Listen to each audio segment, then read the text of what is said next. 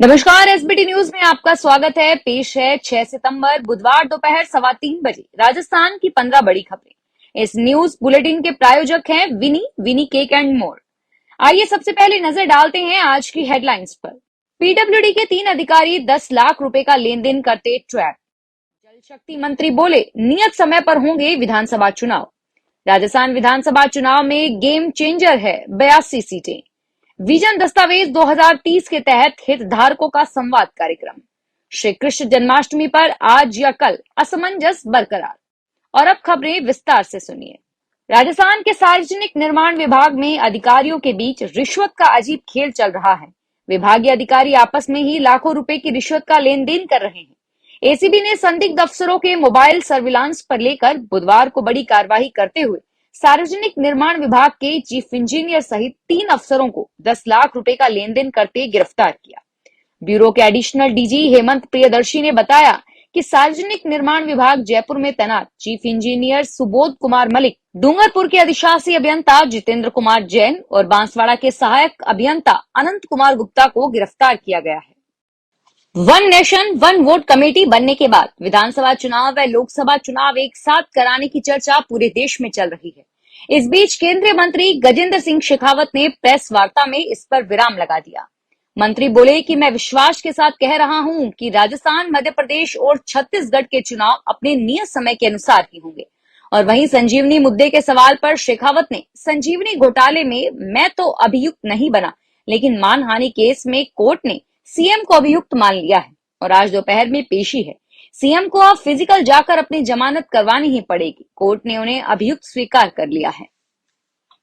राजस्थान में विधानसभा की 82 सीटें ऐसी हैं जो बेहद महत्वपूर्ण है। इन सीटों पर जाट और किसान बहुसंख्यक हैं। ये जिस पार्टी के समर्थन में होते हैं उसके लिए चुनाव के फाइनल नतीजे निर्णायक साबित हो सकते हैं। पिछले 2 विधानसभा चुनावों में जाट और किसान ने चुनाव के परिणाम को प्रभावित करने में महत्वपूर्ण भूमिका निभाई है। 2013 में जाटों ने कांग्रेस से नाराज होकर बीजेपी को समर्थन दिया था और इससे बीजेपी को भारी जीत मिली और सत्ता में काबिज हुई। 2018 में जाटों ने फिर से कांग्रेस का समर्थन किया जिससे गहलोत की सरकार बनी और अब 2023 में फिर इनकी भूमिका महत्वपूर्ण होने की उम्मीद है। दोनों ही प्रमुख पार्टियां इन्हें अपने अपने पक्ष में करने के लिए जतन कर रही हैं। राजस्थान के पर्यटन, देवस्थान तथा कला एवं संस्कृति विभाग के संयुक्त तत्वाधान में राजस्थान मिशन 2023 के तहत अजमेर संभाग के विजन दस्तावेज 2030 का प्रारूप तैयार करने के लिए हितधारकों का संवाद कार्यक्रम कल आयोजित होगा। अजमेर संभाग के लिए 7 सितंबर को प्रातः 10 बजे जवाहर रंगमंच पर आयोजित होने वाले उक्त कार्यक्रम के मुख्य अतिथि राज्य के शिक्षा, कला, संस्कृति व पुरातत्व विभाग के मंत्री बीडी कल्ला होंगे, जबकि विशिष्ट अतिथि पर्यटन मंत्री विश्वेंद्र सिंह तथा उद्योग एवं देवस्थान मंत्री शकुंतला रावत रहेंगे।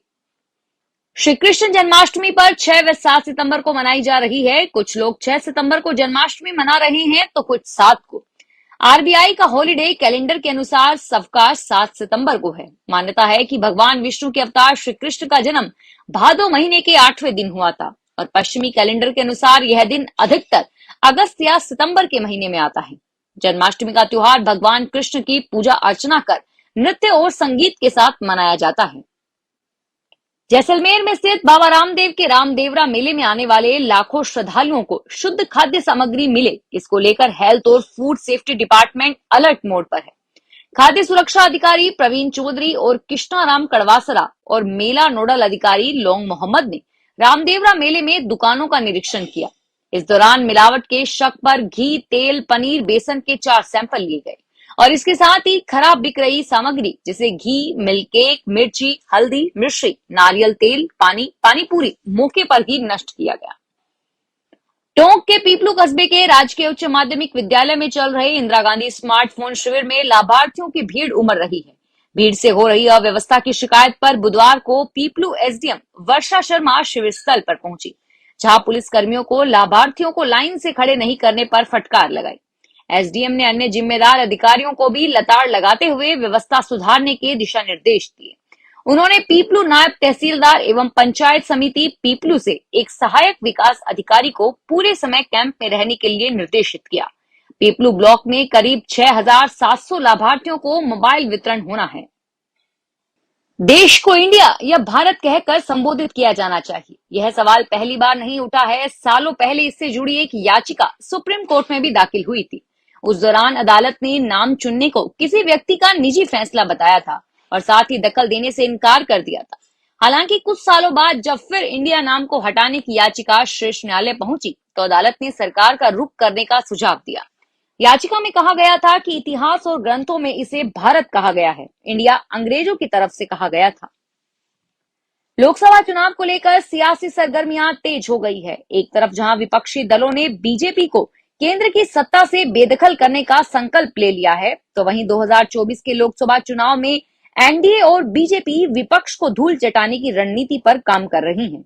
और इसी के चलते केंद्रीय गृह मंत्री अमित शाह एक बार फिर 16 सितंबर को बिहार दौरे पर आ रहे हैं। शाह मधुबनी के झंझारपुर में जनसभा को संबोधित करेंगे। पिछले 3 महीने में शाह का यह दूसरा बिहार दौरा होगा। शाह के दौरे को लेकर बिहार में सियासी घमासान मचा हुआ है। कांग्रेस प्रवक्ता राजेश राठौड़ ने कहा कि पिछले 9 साल में शाह ने बिहार को क्या दिया। नागौर जिले के पटवारी और तहसीलदारों की पिछले 11 दिन से पेन डाउन हड़ताल जारी है। ऐसे में सरकारी कामकाज ठप पड़ा है और संघ के लोग राजस्व सेवा परिषद के बैनर तले अपनी साफ सुथरी मांगों को लेकर धरने पर बैठे हैं। इसमें पटवारी संघ कानून गो और तहसीलदार सेवा परिषद संघ परिषद ने कार्य बहिष्कार का फैसला लिया। पदाधिकारियों का कहना है कि 23 अप्रैल को सीएम आवास पर परिषद के साथ लिखित में समझौता हुआ था, जिससे 2 माह में मांगे पूरी करने का आश्वासन दिया था, लेकिन 4 माह बीत जाने के बाद भी हमारी मांगे नहीं मानी गई। समझौता लागू होने तक हड़ताल यूं ही जारी रहेगी।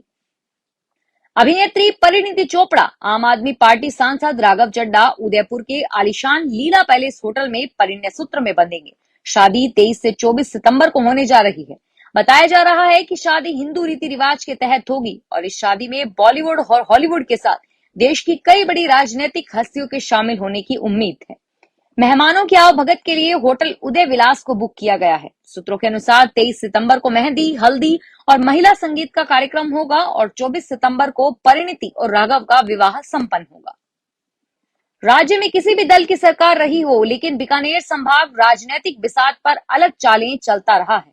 यहाँ की राजनीति प्रदेश के दूसरे हिस्सों से कई मायनों में बिल्कुल अलग है। पिछली बार प्रदेश में भले ही कांग्रेस आगे रही हो, लेकिन मुकाबला कांटे का रहा था। सही मायनों में यही वह इलाका है जहां कुछ सीटों पर त्रिकोणीय संघर्ष के आसार दिखाई दे रहे हैं। इस बार प्रधानमंत्री नरेंद्र मोदी बीकानेर में भाजपा के प्रचार का श्री गणेश कर चुके हैं। श्रीगंगानगर और हनुमानगढ़ में आम आदमी पार्टी पैर पसार रही है और यहाँ पंजाब का असर दिख रहा है। बीकानेर जिले के ग्रामीण क्षेत्रों में रहने वाले विद्यार्थियों को अध्ययन के लिए सुविधाजनक स्थान और सुविधाएं उपलब्ध करवाने के लिए नवाचार के रूप में लाइब्रेरी कम स्टडी रूम बनाए जा रहे हैं। इन पुस्तकालयों में अध्ययन हॉल सहित कंप्यूटर, प्रिंटर, इंटरनेट, पुस्तकों की सुविधाएं होंगी। विद्यार्थी स्टडी रूम के शांत वातावरण में रोजाना पढ़ाई कर सकेंगे। जिला परिषद ने 9 पंचायत समितियों के 31 स्थानों पर इस प्रकार के लाइब्रेरी कम स्टडी रूम स्वीकृत किए हैं और इनमें से 3 स्थानों पर निर्माण हो चुका है, वह 27 स्थानों पर कार्य चल रहा है। जयपुर मेट्रो रेल कॉरपोरेशन के कर्मचारियों की प्रमोशन पॉलिसी को लेकर जयपुर मेट्रो संयुक्त कर्मचारी संघ के अध्यक्ष रामकरण पवार के नेतृत्व में बुधवार को सैकड़ों कर्मचारियों ने मेट्रो भवन के बाहर प्रदर्शन किया। इस दौरान पुलिस प्रशासन ने आंदोलन कर्मचारियों को धरने के लिए टेंट नहीं लगाने दिया, तो अध्यक्ष व महासचिव सहित अनेक कर्मचारी भूख हड़ताल पर बैठ गए। मुख्य गेट के बाहर टेंट लगाकर धरने पर बैठे कर्मचारियों ने मेट्रो प्रशासन के खिलाफ जमकर नारेबाजी की। इस प्रदर्शन में जेईएन, स्टेशन कंट्रोल व मेंटेनर शामिल हुए। दिन भर चले धरना प्रदर्शन के बावजूद मेट्रो प्रशासन से सकारात्मक नतीजा नहीं आने के कारण संगठन ने आंदोलन को अनिश्चित काल के लिए बढ़ाने का निर्णय ले लिया है।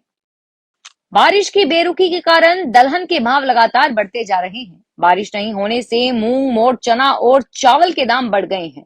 करीब 1.5 माह से बारिश नहीं होने के कारण आटा, मसाला और सब्जियों के दाम बढ़ने से रसोई का बजट 20 से 30% तक सीधे तौर पर प्रभावित हो गया है। और वहीं चिंताजनक बात है कि अब बारिश भी हो जाए तो खरीफ सीजन में बोए मूंग, मोट फसलों के उत्पादन पर असर नहीं पड़ेगा। कृषि विभाग के नुकसान के आकलन के अनुसार फसलों में 35 से 70% तक नुकसान हो चुका है। व्यापारियों के अनुसार सरकार और बड़े स्टॉकिस्ट के पास भी दलहन का स्टॉक नहीं है। फिलहाल इस बुलेटिन में इतना ही और फिर हाजिर होंगे तमाम बड़ी खबरों के साथ। अगर आप भी अपने आसपास की छोटी बड़ी और महत्वपूर्ण खबरों से अपडेट रहना चाहते हैं तो सब्सक्राइब कीजिए हमारे चैनल एसपीटी न्यूज को और प्रेस कीजिए बेल आइकन पर।